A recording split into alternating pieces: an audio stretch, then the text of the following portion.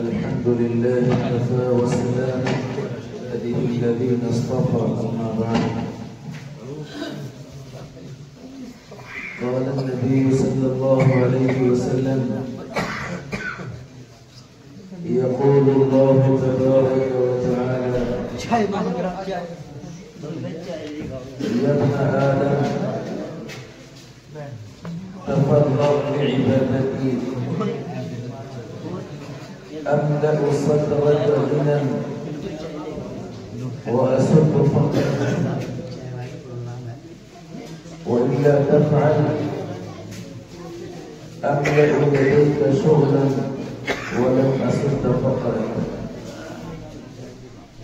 أو كما قال رسول الله صلى الله عليه وسلم. محترم بزرگوں اور عزیز ساتھیوں، آپ حضرات نے حضرت مولانا سید حبیب اللہ صاحب مدنی دامت برکاتہ کا بہت قیمتی خطاب سن لیا ہے. اب خطاب اور بیان کی تو ضرورت ہے نہیں، صرف ایک دو باتیں آپ سن لیں، بشرطے کہ آپ سنیں. اور سننے کا طریقہ یہ ہے کہ ایک آدمی بولے گا اور باقی سب لوگ سنیں گے تو سنا جائے گا، اور اگر کئی سارے بولیں گے تو پھر کوئی بھی نہیں سنے گا. اس لیے اگر جو سنے ہم تو سنے تو باقی لوگ سن لیں.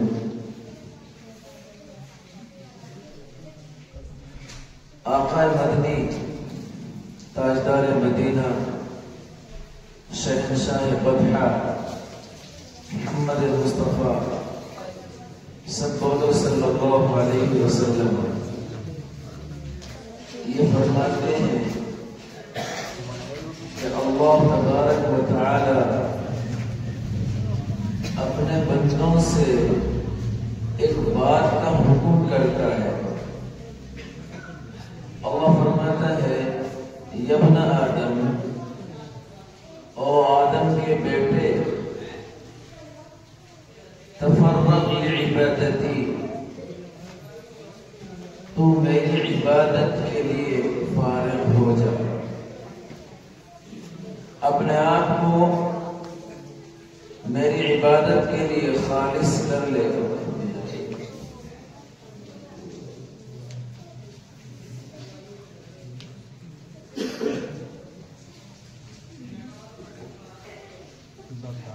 اپنے آپ کو میری عبادت کے لیے فارغ کر لے. فارغ کرنے کا مطلب یہ ہوتا ہے کہ سارے کاموں کو چھوڑ کر، ساری مصروفیات کو بالائے طاق رکھ کر، ساری دنیا کے جھمیلوں سے یکسو ہو کر صرف اور صرف میری عبادت میں لگ جا، میری عبادت کر، اور کچھ نہیں کرنا، کوئی کام نہیں کرنا، صرف میری عبادت کرنی ہے، تمام کاموں کو چھوڑ کر. یہ حکم وہ حکم ہے کہ جس کے لیے اللہ تبارک و تعالی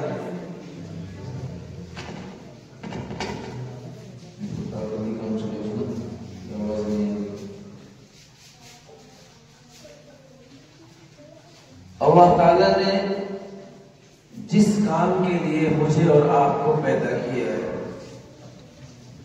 اسی کام کا اللہ تعالیٰ ہمیں حکم دے رہے ہیں. قرآن کریم میں اللہ تبارک و تعالیٰ ارشاد فرماتے ہیں: وَمَا خَلَقْتُ الْجِنَّ وَالْإِنسَ إِلَّا لِيَعْبُدُونَ، میں نے جنات اور انسان کو صرف اپنی عبادت کے لیے پیدا کیا ہے. تو جس کام کے لیے پیدا کیا ہے اسی کام کا اللہ تعالیٰ ہمیں حکم دے رہے ہیں. کوئی نئی بات تو ہے نہیں. جس مقصد کے لیے اللہ نے ہمیں دنیا میں بھیجا ہے اسی مقصد کو پورا کرنے کا اللہ تبارک و تعالی ہمیں اور آپ کو حکم دے رہے ہیں۔ پھر انسان یہ سوچتا ہے کہ اگر ہم سارے کاموں کو چھوڑ کر صرف عبادت میں لگ جائیں، صرف اللہ اللہ کرنے لگ جائیں، صرف مسجدوں میں پڑ جائیں، تو ہماری ضرورتوں کا کیا ہوگا؟ اللہ تبارک و تعالی فرماتے ہیں کہ تمہاری ضرورتوں کو پورا کرنا وہ میرے ذمہ ہے۔ وَمَا مِن دَابَّةٍ فِي الْأَرْضِ إِلَّا عَلَى اللَّهِ رِزْقُهَا۔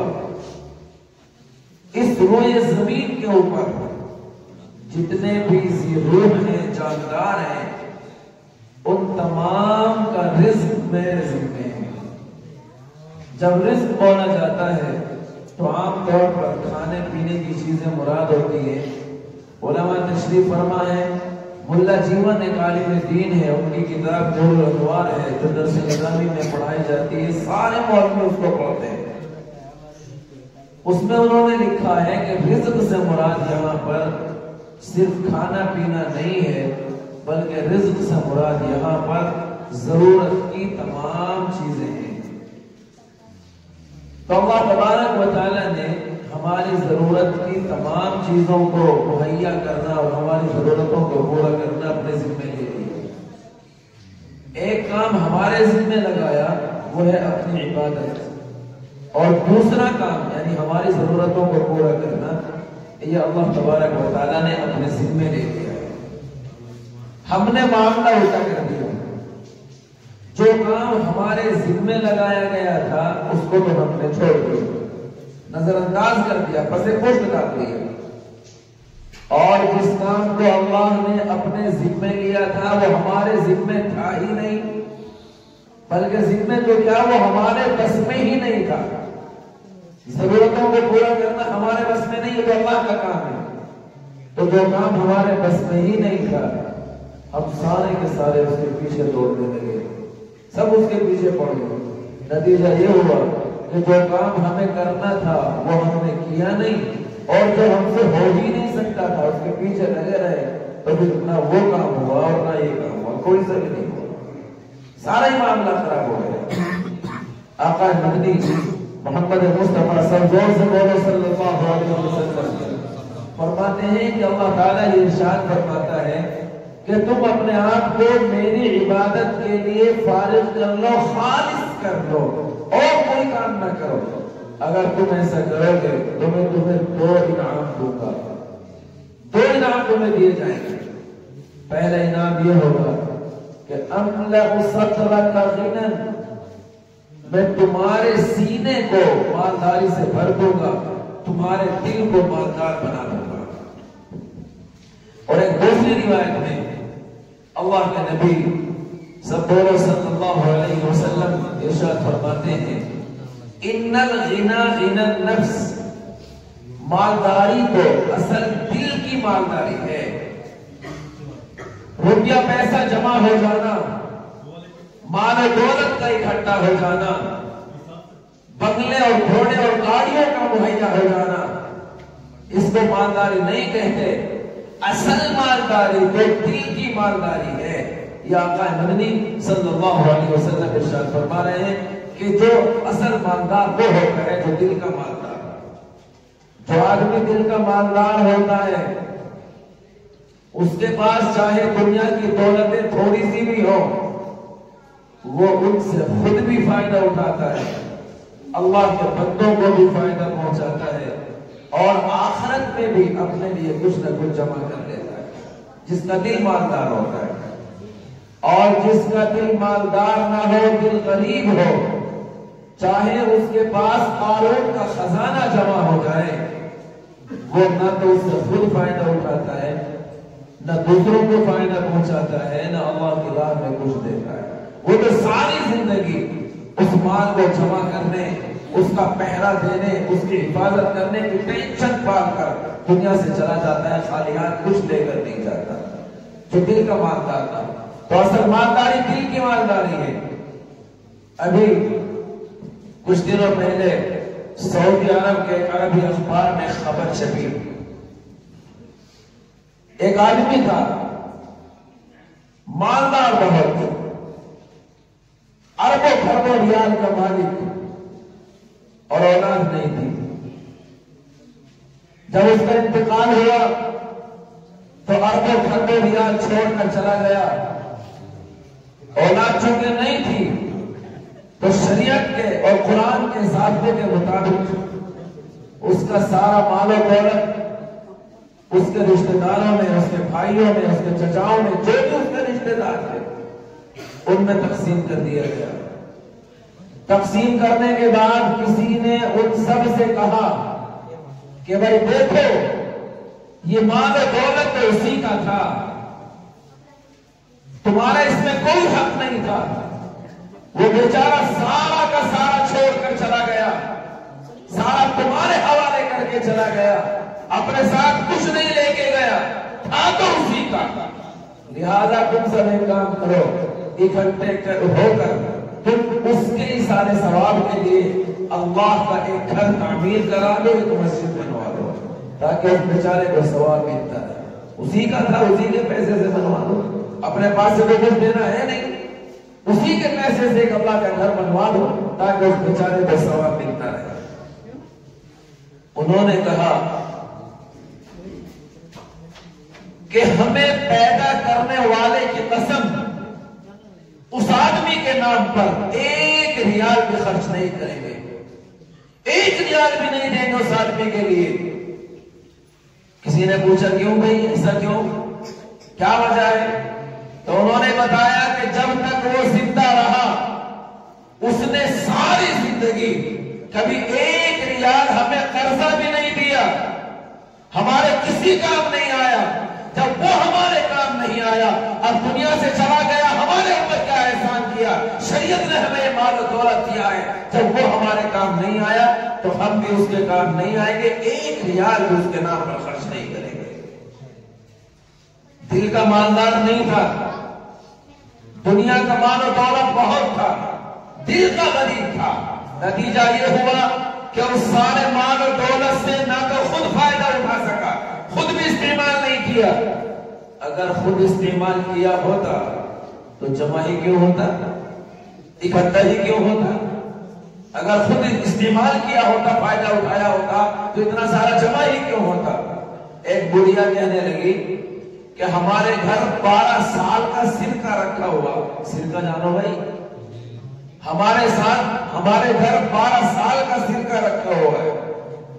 دوسری بڑھیا نے کہا تھوڑا سا ہمیں بھی دے دے۔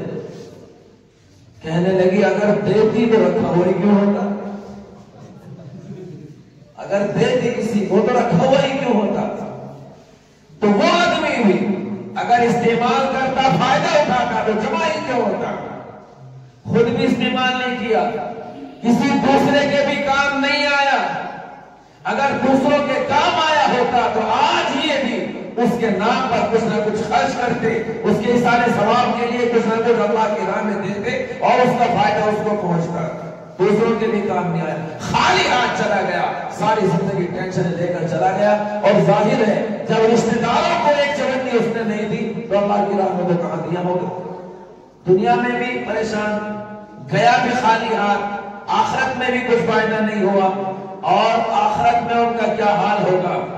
ترمذی شریف کے اندر ایک روایت ہے، آقا مدنی تاجدار مدینہ صلی اللہ علیہ وسلم آپ فرماتے ہیں یجاء بابن آدم یوم القیامت کأنہ بسج، ایک انسان کو اللہ تبارک و تعالیٰ کے سامنے لایا جائے گا اور وہ اللہ کے خوف کی وجہ سے، ڈر کی وجہ سے ایسے کانپ رہا ہوگا جیسا سردی کی وجہ سے بکری کا بچہ کانپتا ہے، کانپ رہا ہوگا، ڈر رہا ہوگا۔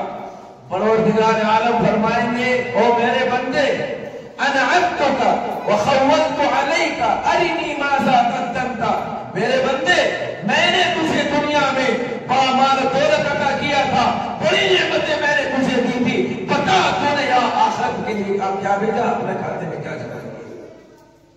وہ بندہ کہے گا یا رب جمعته وسمرته وتركته اکثر ما كان، اللہ میں نے بہت مال و دولت کمایا، بڑی محنتیں کرتا تھا، رات دن ایک ایک کر کے میں نے بہت پیسہ اکٹھا کیا اور سارا کا سارا دنیا میں چھوڑ کے آیا ہوں، ربا ایک لمحے کے لیے مجھے دنیا میں بھیج دے، ابھی سارا میں اٹھا کر لے کے آتا ہوں۔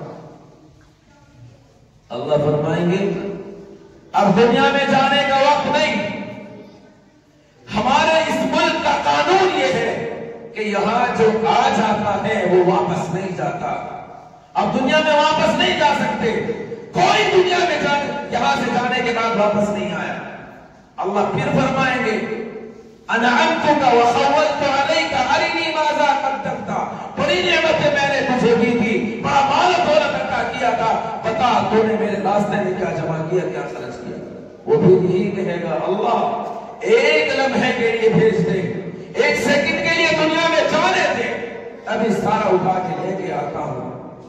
گھر والے تو بھول گئے، گھر والوں نے تو قبر میں دفن کرنے کے بعد اتنا بھی انتظار نہیں کیا کہ اس بیچارے کا حساب و کتاب ہو جائے، قبر کے اوپر کھڑے ہو کے اعلان کیا سارے مہمان کھانا کھا کے جائیں، ادھر حساب و کتاب ہو رہا ہے اور گھر والوں کو کھانے کی پڑی ہوئی ہے، بریانیاں بنائی جا رہی ہیں، مہمانوں کے لیے انتظام کیا جا رہا ہے، گھر والے تو سب بھول گئے، ربا ایک لمحے کے لیے اجازت دے دے، میں ابھی سارا کا سارا لے کے آتا ہوں۔ 3 مرتبہ اللہ تعالیٰ یہی سوال فرمائیں گے، وہ تینوں مرتبہ یہی جواب دے گا۔ اللہ پوچھیں گے فرشتوں سے دیکھو اس کا نامہ اعمال دیکھو، اس میں کچھ ہے کہ نہیں ہے، پتا چلے گا اس نے کچھ بھی اللہ کی راہ میں خرچ نہیں کیا تھا۔ اللہ فرمائیں گے جاؤ اس کو جہنم میں ڈال دو۔ تو جو دل کا مالدار نہیں ہوتا، دل کا غریب ہوتا ہے، اس کا یہ حال ہوتا ہے، دنیا میں بھی کچھ نہیں اپنے مال و دولت سے فائدہ اٹھاتا، آخرت میں بھی نہیں بھیجتا، کسی کے کام بھی نہیں آتا۔ سخیاں زاموال برمی خورن بخیلا غموں سے مزرمی خورن، جو سخی ہوتے ہیں اللہ کی راہ میں خرچ کرتے ہیں، اللہ کے بندوں پر خرچ کرتے ہیں، وہ اپنے مالوں کا پھل کھاتے ہیں، اور جو بخیل ہوتے ہیں کنجوس ہوتے ہیں وہ صرف جمع کرنے کا غم اور ٹینشن دنیا میں پالتے ہیں، اس کا علاوہ کچھ ہاتھ نہیں آتا۔ ایک روایت میں اللہ کے نبی صلی اللہ علیہ وسلم ارشاد فرماتے ہیں السخی قریب من اللہ وقریب من الجنہ وقریب من الناس وبعید عن النار۔ تو سخی ہوتا ہے جو اللہ کی راہ میں خرچ کرنے کا ہنر جانتا ہے، وہ اللہ کے بھی قریب ہوتا ہے، جنت کے بھی قریب ہوتا ہے، لوگوں کے بھی قریب ہوتا ہے، اور جہنم سے دور ہوتا ہے۔ والبخیل بعید من اللہ وبعید من الجنہ وبعید من الناس وقریب من النار۔ اور جو بخیل ہوتا ہے، کنجوس ہوتا ہے، خرچ کرنے کا ہنر نہیں جانتا، وہ اللہ سے بھی دور، جنت سے بھی دور، لوگوں سے بھی دور، اور جہنم کے قریب ہوتا ہے۔ تو جو آدمی دل کا مالدار نہ ہو اس کا یہ حال ہوتا ہے، اور جو دل کا مالدار ہوتا ہے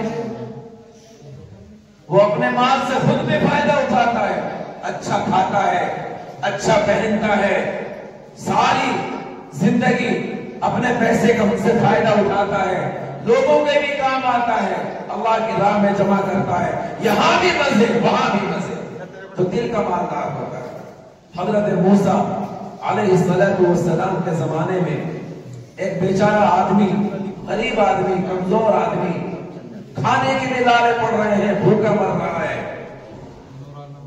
حضرت موسیٰ علیہ السلام کی خدمت میں حاضر ہوا اور آ کر کہنے لگا کہ اے اللہ کے نبی، میرا ایک کام کر دیجئے، آپ جب کوہ طور پر پروردگار عالم سے باتیں کرنے کے لیے جائیں تو میری ایک درخواست اللہ کے حضور لگا دیں، ایک عرضی اللہ کے سامنے پیش کر دیں، ایک درخواست اللہ کے سامنے پیش کر دیں، اور درخواست یہ ہے کہ اے اللہ، بھوکا مر رہا ہوں، میری زندگی مجھے نہیں پتا کتنی باقی ہے، جتنی بھی میری عمر بچی ہوئی ہے اس ساری زندگی میں میری قسمت کا جتنا بھی روپیہ پیسہ ہے، جتنا بھی رزق ہے، وہ سارا کا سارا مجھے اکٹھا دے دیا جائے گا، تاکہ ایک مرتبہ تو پیٹ بھر کے کھانا کھا کے دیکھ لوں، ایک مرتبہ تو پیٹ بھر کر کھانا کھانے کا مزہ لے لوں، بھوکا تو اب بھی مر رہا ہوں، پھر بھی مرتا رہوں گا، اکٹھا مجھے مل جائے، میری درخواست اللہ کے حضور لگا دو۔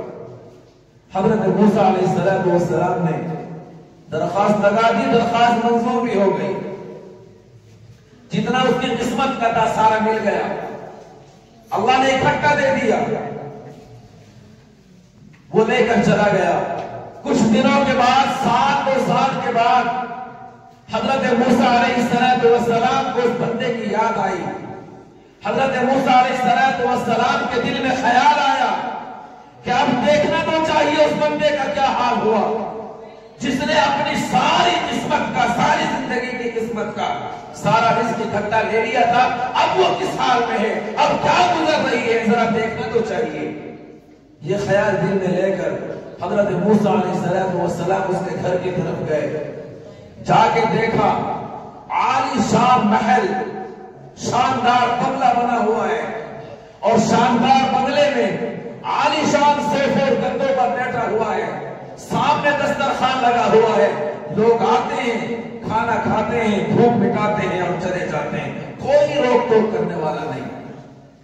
جب یہ منظر دیکھا حضرت موسیٰ علیہ السلام نے حیران ہو گئے، تعجب میں پڑ گئے، اور سیدھے پہنچے کوہ طور پر جا کر کہنے لگے ربا یہ کیا ماجرا ہے، اس کی تو قسمت میں کچھ تھا ہی نہیں، تھوڑا سا تھا، اکٹھا لے لیا تھا، آگر ختم ہو جانا چاہیے تھا، یہ کیا ماجرا ہے، شاندار بنگلے کے اندر بیٹھا ہوا ہے، دسترخوان بچھا ہوا ہے، غریب آتے ہیں، کمزور آتے ہیں، بیوائیں آتی ہیں، حاجت مند آتے ہیں، سب آ کر کھانا کھا کے جاتے ہیں، کوئی روک ٹوک کرنے والا نہیں، ٹھاٹ لگے ہوئے ہیں۔ اب الہی یہ ماجرا کیا ہے؟ اللہ تبارک و تعالیٰ نے فرمایا موسیٰ بات یہ ہے کہ اس کی قسمت میں تو کچھ نہیں تھا، جو کچھ تھا اس کو اکٹھا مل گیا تھا۔ جب اس کی قسمت کا جو کچھ تھا ہم نے اکٹھا اس کے ہاتھ میں دیا تو اس آدمی نے کہا کہ میرا یہ سارا رزق اگر میں اکیلا کھاؤں گا تب بھی ایک دن نہیں، دو دن 4 دن میں ختم ہو جائے گا، مجھے بھوکا پھر بھی مرنا ہے، 4 دن کھا کے ہی مجھے کیا ملے گا؟ لہذا اس نے اس سارے کے سارے کھانے کو، رزق کو اکٹھا پکوا دیا اور اعلان کر دیا کوئی یتیم، کوئی بیوہ، کوئی مسکین، کوئی حاجت مند، کوئی ضرورت مند، کوئی بھی آئے اور میرے گھر سے کھانا کھا کے جائے، سب کی دعوت، اکٹھا پکوا دیا سارا۔ موسیٰ جب اس نے ہمارے بندوں پر خرچ کرنا شروع کیا، ہمارے بندوں کو کھلانا شروع کیا، موسیٰ ہماری رحمت جوش میں آ گئی۔ وہ بندے جو اس کی دسترخوان پر آ کر کھانا کھا کے جا رہے ہیں، ان کی قسمت کا رزق ہم نے اس کے دسترخوان پر دینا شروع کر دیا۔ کوئی کسی کی قسمت کا نہیں کھاتا، سب اپنے قسمت کا کھاتے ہیں۔ وہ جو غریب آ کر کھا کر جا رہے ہیں، وہ جو مسکین آ کر کھا کر جا رہے ہیں، وہ انہی کی قسمت کا ہے، لیکن اس کے ارادے اور اس کی نیت کی وجہ سے ہم نے ان کی قسمت کا اس کے دسترخوان پر دینا شروع کر دیا اور اس کے رزق کو بھی ہم نے کھول دیا۔ جب آدمی دل کا مالدار ہوتا ہے پھر یہ ہوتا ہے۔ اللہ کے نبی علیہ السلام فرماتے ہیں پہلا انعام تم کو یہ ملے گا کہ اللہ تعالیٰ تمہارے دل کو مالدار کر دے گا۔ پھر انسان یہ سوچتا ہے کہ دل مالدار ہو جائے اور جیب میں کچھ نہ ہو، دل ہی کیا کرے گا؟ جیب میں بھی تو کچھ ہونا چاہیے، ضرورتوں کو پورا کرنے کے لیے کچھ تو ہاتھ میں ہونا چاہیے۔ یہ شیطان ہمیں پٹی پڑھاتا ہے۔ اللہ کے نبی علیہ السلام فرماتے ہیں دوسرا انعام یہ ملے گا اسد فقرک، اس کی ساری ضرورتوں کو اللہ فرماتے ہیں میں پورا کرتا ہوں۔ اور میں نے ابھی بتایا تھا ضرورتوں کو پورا کرنا یہ اللہ کا کام ہے، یہ اللہ کے بس کی بات ہے، انسان کے بس کی بات نہیں۔ روپے پیسے کے ذریعے آپ ساز و سامان خرید سکتے ہو، اسباب اکٹھے کر سکتے ہو، لیکن ان کے ذریعے ضرورتوں کو پورا ہو جانا یہ آپ کے ہاتھ میں نہیں، اللہ کے ہاتھ میں۔ آپ کے پاس روپیہ پیسہ ہے، آپ شاندار گدا خرید سکتے ہو، شاندار کمبل خرید سکتے ہو، لیکن کمبل میں لیٹ کر نیند کا آ جانا، سکون کا مل جانا یہ آپ کے بس میں نہیں ہے، یہ اللہ کے بس کی بات ہے، یہ اللہ کا کام ہے۔ بہت ساروں کو دیکھا ہوگا مالداری میں کوئی کمی نہیں، رات کو لیٹتے ہیں تو نیند نہیں آتی، پھر ان کو گولیاں کھانی پڑتی ہے، گولی کھا کر تھوڑی دیر رات کو ان کی آنکھ لگتی ہے ورنہ آنکھیں نہیں لگتی۔ پتہ ہی چلا مال و دولت سب کچھ ہے، اللہ کی طرف سے ضرورت کو پورا نہیں کیا گیا، اللہ کی طرف سے نیند نہیں ہے۔ اور ایسے بھی لوگوں کو دیکھا ہوگا کہ فٹ پاتھ پر سڑک کے کنارے پڑے ہوئے ہیں، آرام سے سو رہے ہیں. دیکھا ہے کہ نہیں دیکھا؟ کوئی گدا نہیں، کوئی کمبل نہیں، مکان نہیں، بستر نہیں، بیڈ نہیں، کچھ نہیں، پڑے ہوئے ہیں سڑک کے کنارے، آرام سے سو رہے ہیں. کس قدر تسکین ہے وابستہ تیرے نام کے ساتھ، کس قدر تسکین ہے وابستہ تیرے نام کے ساتھ. نیند کانٹوں پہ بھی آ جاتی ہے آرام کے ساتھ. تو ضرورتوں کو پورا کرنا اللہ کا کام، ضرورتوں کو پورا کرنا اللہ کے قبضے میں ہے. اللہ فرماتا ہے کہ میں تمہیں دوسرا انعام یہ دوں گا، تمہاری ساری ضرورتوں کو پورا کروں گا. وَإِلَّا تَفْعَلْ، اور اگر تم نے ایسا نہ کیا، تم دنیا کے پیچھے پڑے رہے، تم مال و دولت کو اکٹھا کرنے اور جمع کرنے کی فکر میں لگے رہے، تم نے اللہ کے لیے، اللہ کی راہ میں خرچ کرنے کے لیے تم نے اپنے دل کو تیار نہ کیا، تو پھر خمیازہ بھی بھگتو گے. أَمْلَأُ يَدَيْكَ شُغْلًا وَلَمْ أَسُدَّ فَقْرَكَ. اللہ کے نبی فرماتے ہیں کہ اللہ یہ ارشاد فرما رہا ہے کہ پھر میں تمہارے ہاتھوں کو تو مشغول کر دوں گا، کام میں لگا دوں گا، سارا دن، ساری رات محنتیں کرو گے، بے پناہ محنتیں کرو گے، لیکن لم أسد فقرك، ضرورتوں کو پورا نہیں کروں گا. تمہیں لگے گا بہت پیسہ کما رہا ہوں، تمہیں لگے گا پیسہ آپ ہو رہا ہے، لیکن پھر بھی ضرورتیں پوری نہیں ہوگی. ہمارے پاس بہت لوگ آتے ہیں، حضرت پیسہ آتا بہت ہے پر جاتا کہاں ہے پتہ نہیں چلتا، برکت نہیں ہوتی، ضرورتیں پوری نہیں ہوتی. اس کا مطلب یہ ہوا کہ تم نے کہیں نہ کہیں کوئی کمی کر رکھی ہے، جس کی بنیاد پر اللہ کی طرف سے مدد نہیں آئی، اللہ کی طرف سے برکت نہیں آئی، اللہ کی طرف سے یہ وعدہ پورا نہیں کیا گیا، اس لیے کہ آپ نے اللہ کی بات کو، اللہ نے جس بات کا حکم دیا تھا، آپ نے اپنے آپ کو اس کے لیے تیار نہیں کیا. بہت سے لوگ ہیں، پوچھو ان سے کیا کرتے ہو؟ جاب کرتا ہوں. کتنی سیلری ہے؟ 2 لاکھ روپے سیلری ہے. بچے کتنے ہیں؟ 2. کام چل جاتا ہے کہ جی بس بڑی پریشانی، کام نہیں چلتا. آ جاؤ مسجد کے امام صاحب کے پاس، حضرت تنخواہ کتنی ہے؟ 6000. بچے کتنے ہیں؟ 8. کام چل جاتا ہے الحمدللہ. نہیں ہوتا. کیسے؟ وہاں 2 لاکھ میں 2 بچوں کا پورا نہیں پڑتا، یا 6000 میں 8 بچوں کے سارے کام ہو جاتے ہیں. کیا ہو جاتا ہے؟ ایک آدمی یہ سوچ رہا ہے کہ جی ان حجیوں کی روزی میں تو برکت ہوتی ہے، ان میں برکت ہے. ہمارے استاذ حضرت مولانا مفتی سعید صاحب اللہ مرقدہ سے اسی طرح کے آدمی کی ملاقات ہو گئی. اس نے کہا، حضرت نے پوچھا بھائی تیری کتنی تنخواہ ہے؟ 2 لاکھ. کام نہیں چلتا. حضرت اس زمانے میں 4000 روپے تنخواہ دی. حضرت نے کہا الحمدللہ سارے کام ہو جاتے ہیں. تو اس نے یہی کہہ دیا کہ حضرت آپ کی روزی میں تو برکت ہے. حضرت نے کہا بھائی ایک کام کر لے، یہ برکت والے 4000 تو لے لے، اور یہ بنا برکت کے 2 لاکھ مجھے دے دے. برکت والے 4 تو لے لے، بنا برکت کے 2 لاکھ مجھے دے دے. اگر وہ ایسا کر بھی لیتا تو برکت ہوئے نہ مل جاتی، پیسے کا تبادلہ ہوتا، برکت تو اللہ کی طرف سے اترتی ہے. اللہ کے نبی فرماتے ہیں اگر تم نے اپنے آپ کو اللہ کے کاموں کے لیے فارغ کر لیا تو اللہ برکت دیں گے، ساری ضروریات کو پورا کر دیں گے، پیسہ تمہارے پاس ہو یا نہ ہو، یہ اللہ کا کام ہے. اس لیے میرے بھائیوں، ہمیں چاہیے کہ ہم اللہ کی عبادت کے لیے اپنے آپ کو فارغ کر لیں، اللہ کی راہ میں خرچ کرنے کا مزاج بنا لیں، عادت ڈال لیں.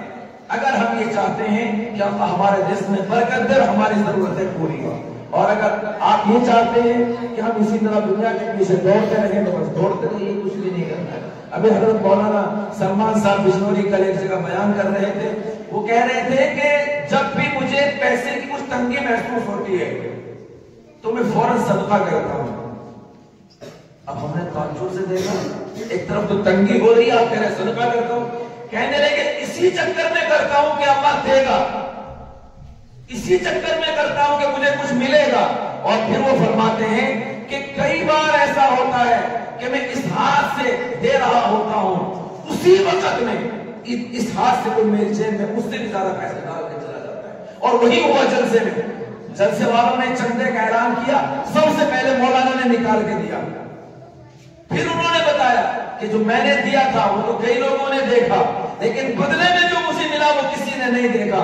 فرمایا کہ اسی وقت ایک آدمی درمیان سے اٹھ کے آیا، میں نے 500 روپے ڈالے تھے، وہ میری جیب میں 2000 روپے ڈال کے چلا گیا. ایک سیکنڈ نہیں گزرا تھا، وہی ہاتھ اسٹیج پہ 2000 روپے ڈال کے چلا گیا. تو اس لیے اگر آپ یہ چاہتے ہیں کہ آپ کی روزی میں بھی برکت ہو، چاہتے ہیں کہ نہیں چاہتے ہو، اگر یہ چاہتے ہیں کہ تمہاری بھی ضرورتیں پوری کی جائیں، تو پھر تمہیں بھی اس نسخے پر عمل کرنا پڑے گا. کون سا نسخہ بتاؤں؟ نسخہ یہ ہے، میں گڑھی دولت میں پڑھاتا ہوں، مدرسوں میں آپ لوگ جانتے ہیں کہ بچے چپل وپل چوری ہو جاتے ہیں بچوں کے، تو وہاں بھی خوب ہوتے ہیں. ایک ہمارے گاؤں میں مدرسہ ہے، ایک 1.5 سال سے اس مدرسے کی ذمہ داری گاؤں والوں نے مجھے دے دی، اور اللہ کا کرنا یہ ہوا کہ آٹومیٹک اس مدرسے میں سے بچوں کے چپل چوری ہونا بند ہو گئی. اپنے آپ کچھ نہیں کیا، ہم نے کسی بچے کو سمجھایا تک نہیں، دھمکایا نہیں، کچھ نہیں کہا، چپل چوری ہونا بند ہو گئے. تو میں نے یہ بات ایک گڑھی دولت مدرسے نے سنا دی اپنے ساتھیوں کو، مولانا طیب صاحب، حضرت مولانا عامل صاحب جو ہے ان کو میں نے سنا.